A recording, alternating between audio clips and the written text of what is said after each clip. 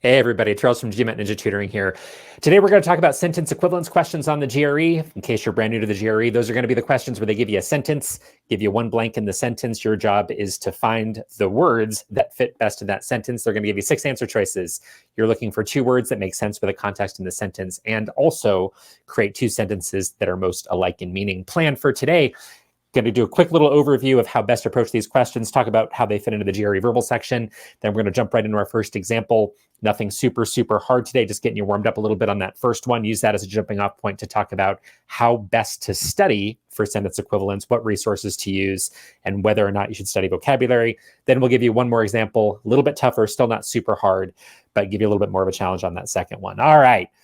In case you're new to the GRE, even if you're not, you're going to see 2 verbal sections, 12 questions on the first, 15 questions on the second. About half your questions total of those 27, 13 of the 27 are going to be reading comprehension. 7 of them are going to be sentence equivalence. So just over a quarter of the test is going to be sentence equivalence. So pretty important chunk of your score.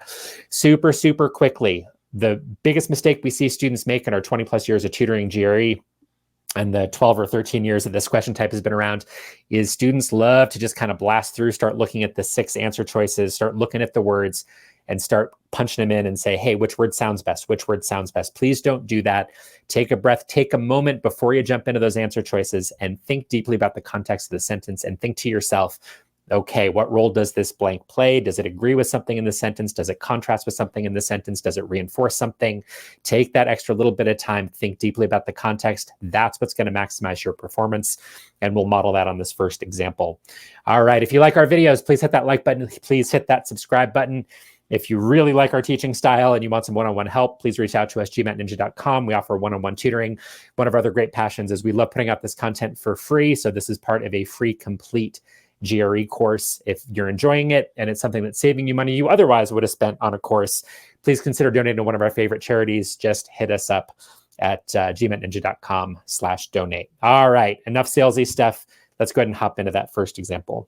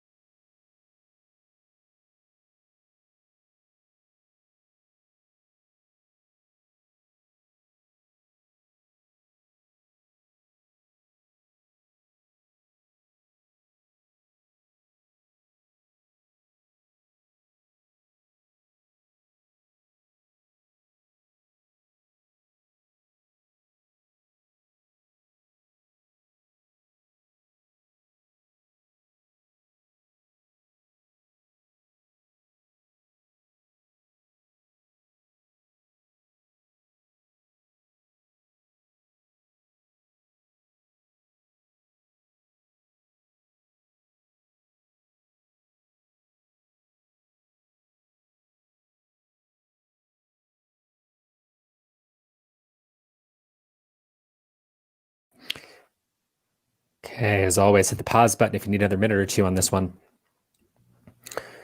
Okay, again, can't say this enough. The big key to consistency on sentence equivalence, take a breath, spend as much time as you need on the sentence itself. Really think about, hey, what kind of thing goes in the blank? Spend your time on that. Make that investment up front. It's going to make it so much easier to slice through these answer choices when you get there.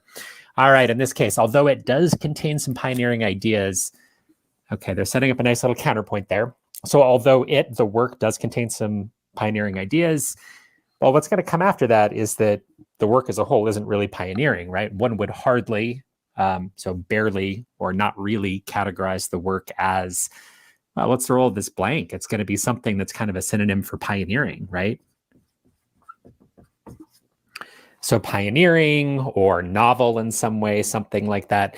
And again, I'm not advocating that you start punching in words and start trying to anticipate what's going on there. It's just recognizing what is its role, something that's going to echo, support, maybe be a synonym for pioneering in some way. Pretty straightforward here. Nice, simple sentence to get you warmed up. Got the nice contrast coming, although the work contains some pioneering ideas. On the whole, the work is not really pioneering. Great. These will get more complicated later, but for now, nice, simple sentence. We're looking for something that's going to basically reinforce, there's going to be some sort of synonym for pioneering, reinforce the idea that the work itself is not actually pioneering. Okay, so would orthodox work here? Orthodox definitely isn't going to work. That means that it's something that's maybe traditional or conventional, very much the opposite of what we're looking for. So we can cross out A. Is it eccentric? Well, I don't think that really works. Eccentric kind of implies that something's quirky or really unusual, not necessarily just novel, but kind of odd, quirky, something like that. Could that fit here? Maybe. It would certainly sound fine. One would hardly categorize the work as eccentric. You could be conservative here. I'm going to be conservative on the first pass. Hang on to it just in case. Unlikely to be our answer because I'm not sure that that's quite the same thing as saying pioneering or novel. Original. Well, sure, that's very much a synonym for pioneering, right? So if it contains a few pioneering ideas, but the work as a whole is not pioneering, you might say that it is not original.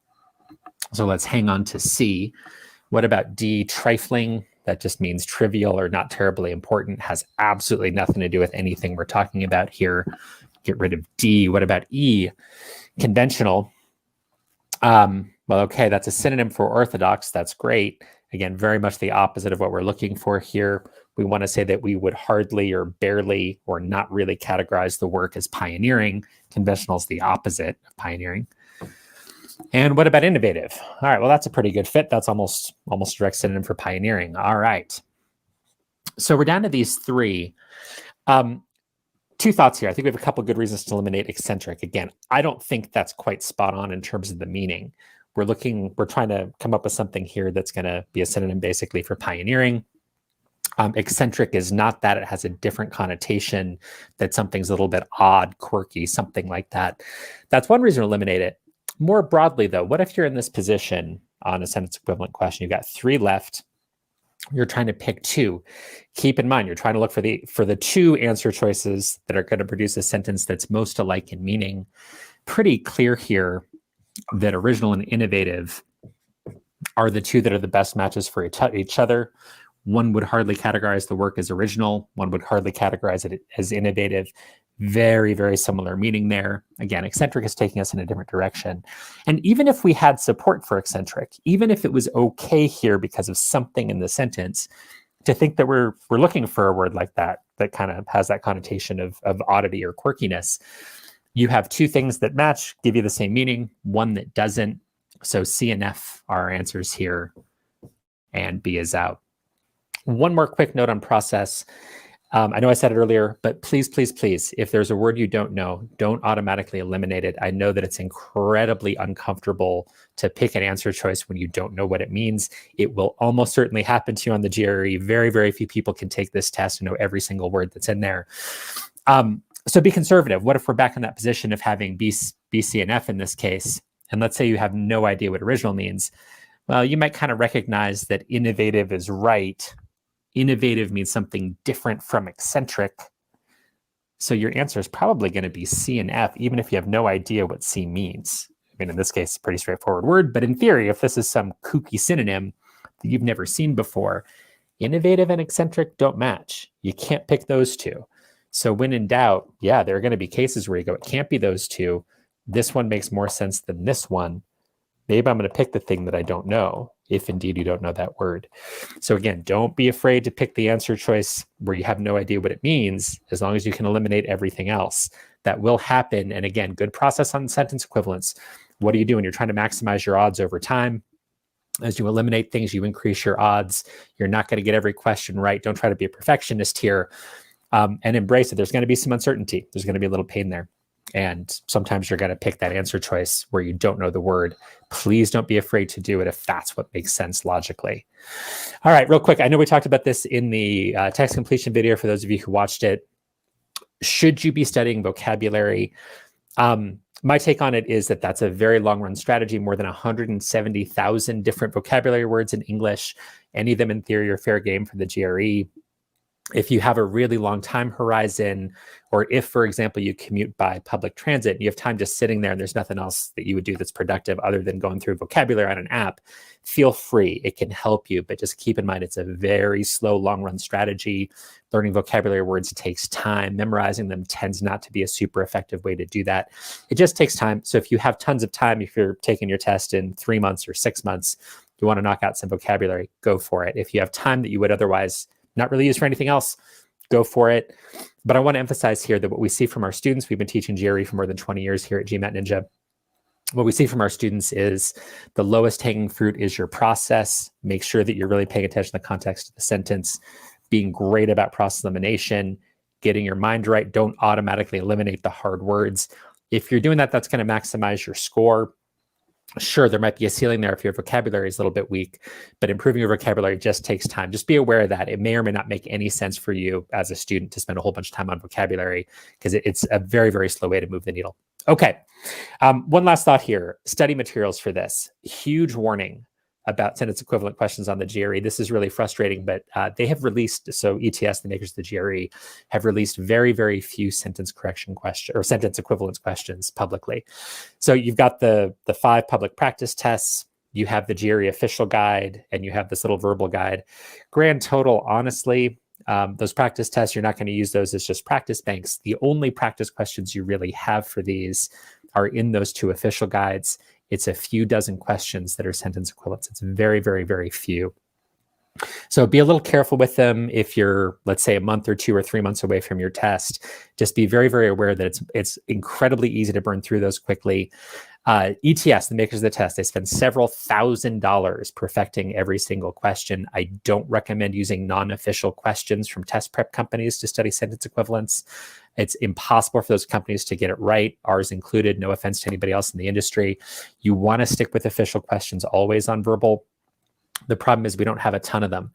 Now, the good news is the skills are very similar to the skills you need for text completion on the GRE and all of the old out of print GRE official guides. There's one called the GRE Big Book. There's one that's something like practicing to take the GRE test, went out of print more than a decade ago now. Plenty of text completion questions in there. You can practice that same fundamental skill of making sure you get the context of the sentence. So if you think you need a lot of practice for the vocab-based questions, spend some time with the text completion in those old practice tests, and then try to save at least some of these newer sentence equivalence questions for later. A little bit of context. These questions have only been around. Sentence equivalence only existed since 2011. And since then, we've really only had the one release of official questions, and it's just not that many. So use them wisely. Maybe you want to start with text completion and save some of the official ones for later. Okay, that's enough of the big picture. We're going to do one more example here. Slightly harder this time, I think, for most of you. Go ahead and take a minute or two.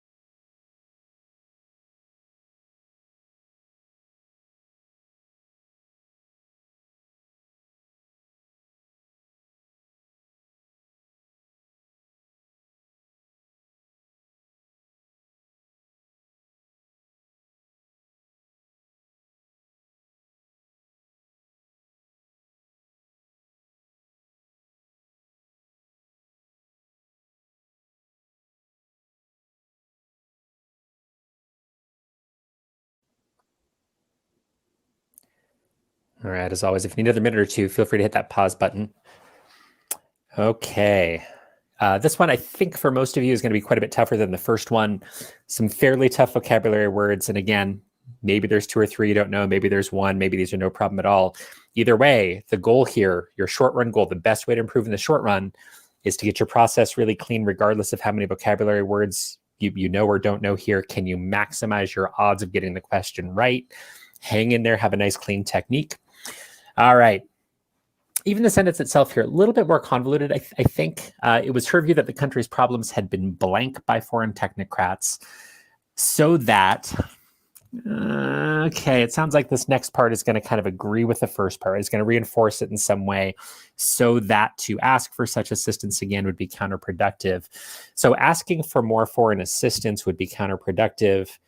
So what does that kind of tell us about the foreign technocrats and what they've done?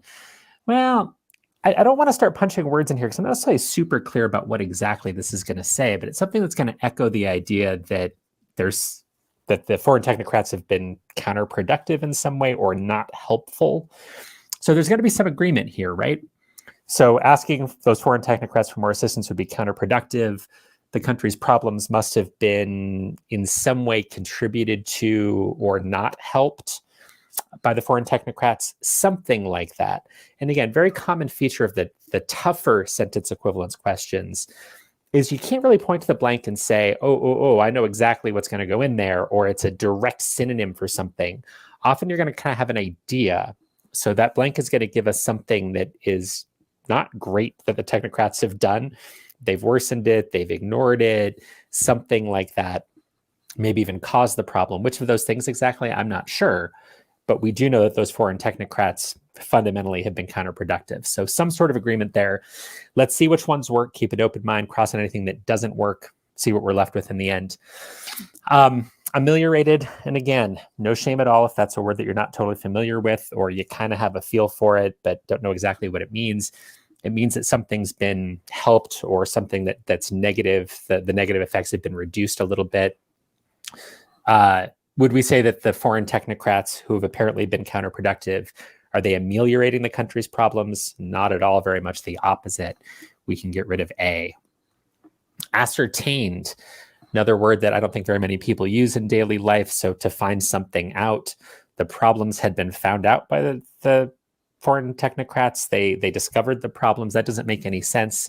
Focus of the sentence here is that those foreign technocrats are counterproductive, not terribly useful in some way or another. So we can get rid of ascertained. Diagnosed, pretty minor thing here, but notice that these two are arguably pretty close to synonyms in this context. You'll see that quite a bit. You'll see pairs that match, but they're wrong. They don't make sense with the context. Are we saying that the foreign technocrats have diagnosed the problems? It'd be counterproductive to ask for their assistance again. That doesn't make a lot of sense. They diagnose it. How does that relate to being counterproductive? We can get rid of C. 3 left. They exacerbated the problem. And once again, no shame if you don't know that word. That means to make something worse. That sounds pretty good. Foreign technocrats are counterproductive. They make stuff worse. Hang on to D. What about overlooked? Again, I advocate being pretty conservative on your first pass through the question or first pass through the answer choices. Is that a possibility here? Well, counterproductive, bring them in. They keep overlooking the problems, so they're not helping the problems. That actually makes sense in the context. So the country's problems had been overlooked by the technocrats. Why bother bringing them back in? It's counterproductive. Do I think it's a perfect fit? Not so sure. I don't love it, but I'm going to hang on to it just in case F matches E better than it matches D. So what about F? Worsened. That's perfect, right? So the technocrats are counterproductive. They worsen the problem. Hang on to F. And you're going to find yourself in this position all the time on sentence equivalence. You got 3 left. Any of them could arguably make sense. Once again, just like on that last one, 2 reasons to eliminate E. One is I don't think it's as good of a fit. If we're saying that the technocrats are counterproductive or their assistance is counterproductive, they're probably doing something worse than overlooking problems. They're probably contributing to them in some way. D and F are a better fit that way. And then obviously D and F are going to create a sentence that gives you the same meaning, or 2 sentences that give you the same meaning. So given those options, E is definitely inferior, both on its own. And certainly in terms of matching, D and F give you two sentences that mean pretty much the same thing.